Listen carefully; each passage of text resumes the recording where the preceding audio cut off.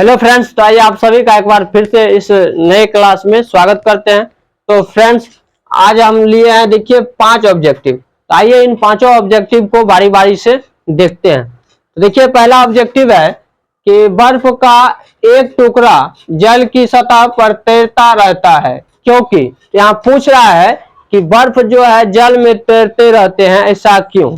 तो इसका कारण यह है कि बर्फ का जो घनत्व होता है वो जल के घनत्व से कम होते हैं। ठीक है, तो इसी कारण से बर्फ जो है पानी में आंशिक रूप से तैरते रहते हैं। तो इसका सही जवाब हो जाएगा ये गो नंबर, बर्फ जो है जल से हल्की होती है, यानी जिसका घनत्व कम होगा तो वो जो होता है हल्का होता है। ठीक है, तो चलिए अगला सवाल देखते हैं।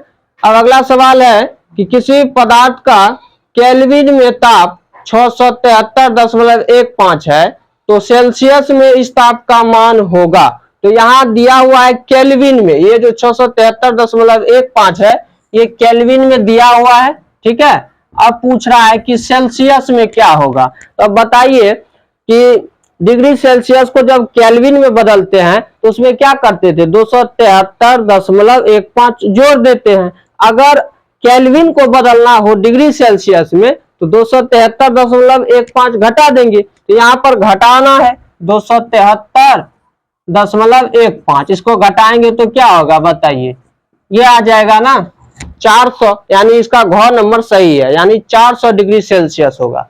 क्लियर है। चलिए आगे का सवाल देखते हैं। अगला सवाल है कि सौर मंडल में प्लाज्मा अवस्था की उत्पत्ति का कारण है। तो प्लाज्मा अवस्था की उत्पत्ति का कारण हम पढ़ाए हैं, उच्च ताप के कारण जो है सूर्य और तारे में भी प्लाज्मा अवस्था पाए जाते हैं। इसका उच्च ताप हो गया, यानी गो नंबर। क्लियर है। अब अगला सवाल देखिए। अगला सवाल है आर्द्र वायु में गीले कपड़े सूखते हैं, यानी आर्द्र वायु में गीले कपड़े जो है सूखने में क्या होगा, विलंब से सूखेगा या जल्दी सूखेगा या उमस के कारण सूखेगा या ठंडक के कारण सूखेगा। तो इन चारों में से कौन सा होगा। तो आर्द्र वायु का मतलब होता है कि नमी युक्त वायु, जिसमें नमी की मात्रा अधिक होती है।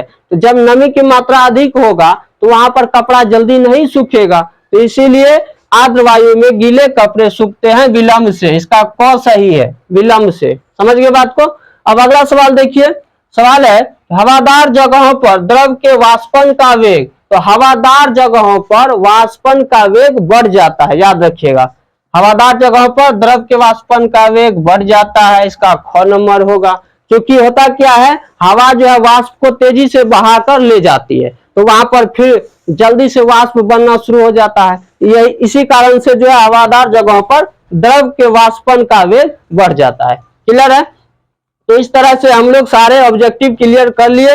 अब हम आगे की क्लास में पढ़ेंगे नया चैप्टर। तो चलिए आज के क्लास में इतना ही। तो अगर आप लोग पूरे चैप्टर को समझ गए हैं तो भाई के चैनल को लाइक कीजिए, सब्सक्राइब कीजिए और अपने दोस्तों में से ज्यादा से ज्यादा शेयर कीजिए। चलिए हम मिलते हैं अगले क्लास में। आज के लिए इतना ही, बाय बाय।